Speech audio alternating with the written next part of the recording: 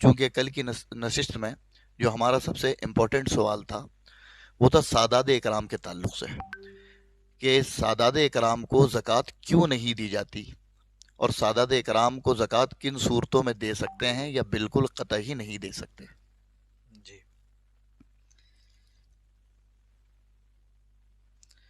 بسم اللہ الرحمن الرحیم، صلی اللہ علیہ یا رسول اللہ صلی اللہ تعالی علیہ وآلہ وسلم۔ دیکھیں، سادات اکرام کو زکوٰۃ دینا یہ جائز نہیں ہے۔ نبی رحمت صلی اللہ تعالی علیہ وسلم نے منع فرمایا، اور ایک بڑی وجہ یہ ہے کہ زکوٰۃ کو مال کا میل فرمایا گیا ہے، جی کہ تمہارے مالوں کا میل ہے۔ تو سادات اکرام وہ بلند و بالا مقدس ہستیاں ہیں جن کو نبی رحمت صلی اللہ علیہ وسلم سے ایک گنا تعلق حاصل ہے، جی تو وہ تعلق اتنا عظیم اور اعلیٰ ہے کہ اس کے لیے ہم اپنا میل استعمال کریں، یہ قطعی مناسب نہیں ہے۔ جی تو سادات اکرام کے لیے زکوٰۃ دینا، ان کا لینا، یہ بالکل بھی جائز نہیں ہے۔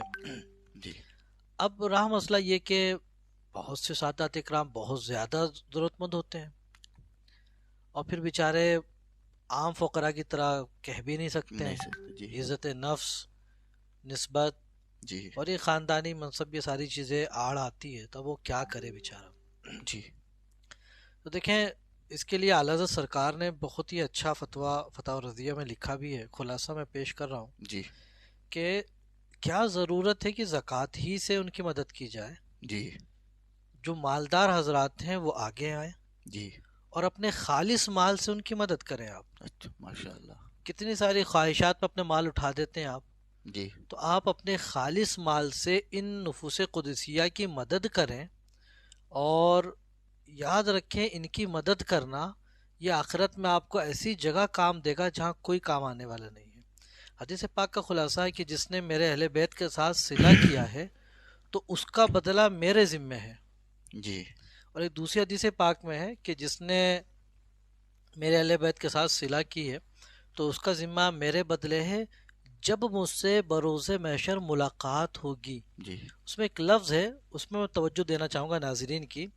آقا نے ارشاد فرمایا اذا لقینی، جب اس کی مجھ سے ملاقات ہوگی۔ اب اے آپ ہے دیکھیں اے ہے اس میں کیا لطف ہے، آپ قربان جائیے اے گا ہے، سبحان کہ اللہ۔ نبی رحمت صلی اللہ علیہ وسلم نے کیا فرمایا کہ میرے اہل بیت کے ساتھ کسی نے بھی کچھ بھلائی کی ہے تو اس کا بدلہ تو میں دوں گا۔ جی کیا دوں گا، کتنا دوں گا، کیسے دوں گا، کچھ وضاحت نہیں کی ہے۔ جی کب دیں گے؟ روز محشر، جس دن ہمیں ہر چیز کی ضرورت پڑے گی اور ان کے علاوہ تو کوئی دیکھنے والا بھی اے نہیں ہے ہوگا۔ واہ۔ اور پھر جب وہ دینے پر آتے ہیں تو اعلیٰ حضرت سرکار فرماتے ہیں کہ جب آ گئی ہیں جوش رحمت پہ ان کی آنکھیں، اے ہے جلتے بجھا دیے ہیں، روتے روتے ہنسا ہنسا دیے دیے ہیں۔ ہیں۔ واہ واہ تو واہ جب وہ دینے پر آتے ہیں تو پھر کوئی محتاج نہیں رہتا۔ اور سب سے بڑی چیز اعلیٰ حضرت سرکار فرماتے ہیں، یہی انعام کیا کم ہے کہ سرکار اس دن کے لیے فرما رہے ہیں اذا لقینی، جب تم سے میری اے ملاقات ہے ہوگی۔ واہ واہ واہ ارے واہ۔ اس محبوب کی ملاقات یہ کم انعام تھا کیا، کہ سرکار صلی اللہ تعالی وسلم ملاقات فرمائیں گے، پھر اپنے دست کرم سے عطا فرمائیں گے۔ تو یہ تو بڑا ہی عظیم کرم ہے۔ یہ مال، یہ دولت، یہ گاڑی، یہ بنگلہ سب یہیں چھوڑ کر جاؤ گے تو کیوں نہ دو پیسے ان کے آل کے لیے خرچ کر کے جاؤ، واہ واہ واہ تاکہ واہ۔ وہاں پر ایک ایسا ذخیرہ ہو جائے گا کہ اش اش کرو گے اور لوگ کفے افسوس نہیں کرو گے۔